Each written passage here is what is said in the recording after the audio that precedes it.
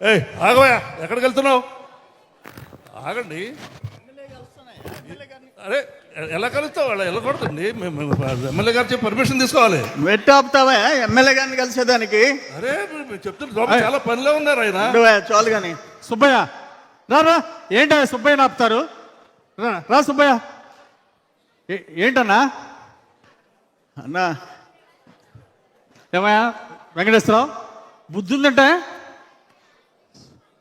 సుబ్బయ్య అన్న వస్తే ఆపుతారా? బుద్ధుందా? 40 సంవత్సరాలు పార్టీ కోసం అంకిత భావంతో కష్టపడ్డాడు. 3 సార్లు సర్పంచ్ గెలిచాడు. 10 ఎకరాలు ఆస్తి అమ్ముకున్నాడు. ఇలాంటి వాళ్ళని మన చంద్రన్న ఏం చెప్పాడు? గుండెలో పెట్టి చూసుకోమన్నాడు. బుద్ధుందా? అలా ఆపచ్చా? సార్ అన్నా చెప్పు. అన్నా, దేవుడు ప్రసాదం, నా బిడ్డ ప్రాణం కాపాడారు. ఇంతకీ బిడ్డకి ఆరోగ్యం ఎట్లా ఉంది? చంద్రబాబు నాయుడు గారి పుణ్యమైన ఆరోగ్యం బాగుంది. బయటకు వచ్చాడు. మొన్న లెటర్ ఇచ్చాను, హాస్పిటల్ బాగా చూసారా? ఇచ్చిన ఎల్ఓసి వల్ల ₹1 జేబులోంచి ఖర్చు పెట్టకుండా నా బిడ్డ ప్రాణం కాపాడుకున్నా. మీకు రుణపడి ఉండా, చంద్రబాబు నాయుడు గారికి, కుటుంబ ప్రభుత్వానికి రుణపడి ఉండా, అది చెప్పేదానికి వచ్చా. దేవుడి ప్రసాదం తీసుకొచ్చా. నీకు మేము చేసేది తక్కువ అన్నా. నువ్వు కష్టపడ్డావు. దుర్మార్గ పాలనలో 16 కేసులు, తప్పుడు కేసులు పెట్టారు నీ మీద, జైల్లో పెట్టారు. అయినా నువ్వు ధైర్యంగా నిలబడ్డావు.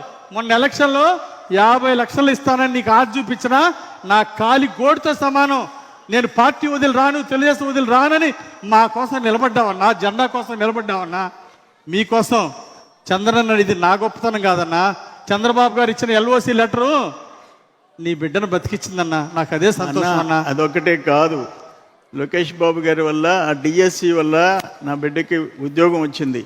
అన్నిటికంటే స్వతంత్రంగా, ప్రశాంతంగా మా గ్రామాల ప్రజలు బతికే పరిస్థితి కూటమి ప్రభుత్వం వచ్చిన తర్వాత ఇటు చంద్రబాబు నాయుడు గారు, లోకేష్ బాబు గారు, బీజేపీ వల్ల వచ్చింది. ఒక లింక్ రోడ్డు, ఒక డొంక రోడ్డు, సిమెంట్ రోడ్లు, అన్ని పనులు, అభివృద్ధి సంక్షేమ కార్యక్రమాలు చేసుకుని ప్రశాంతంగా బతుకుతున్నాం. మేమందరం రుణపడి ఉన్నాం కుటుంబ ప్రభుత్వానికి, మీకు అన్నా. సంతోషం అన్నా. 10 ఎకరాల్లో పోయిందనే బాధ లేదన్నా నీకు. నీ ఊరిని బాగు చేసుకున్నామనే తృప్తి ఉందన్నా నీకు. నీలాంటి వాళ్ళు కావాలన్నా. ఇలాంటి వాళ్ళేనయ్యా చంద్రబాబు గారు గుండెల్లో పెట్టి చూసుకోమన్నారు. చెప్పు. గన్మ్యాన్ కొత్తోడు సార్. గవర్నమెంట్ కొత్తోడా? ఇంకోసారి ఇలా జరగకూడదని చెప్పు. అట్లాగే సార్, అట్లాగే సార్. పర్వాలేదన్నా. అన్న చంద్రబాబు గారు ఊడుకోడు. అట్లాగే సార్. కొత్తోడు ఉన్నటువంటి పర్వాలేదన్నా. ఓకేనా, ఏమనుకోకన్నా. ఏం లేదు. నమస్తే. నమస్కారం. నమస్తే. నమస్కారం.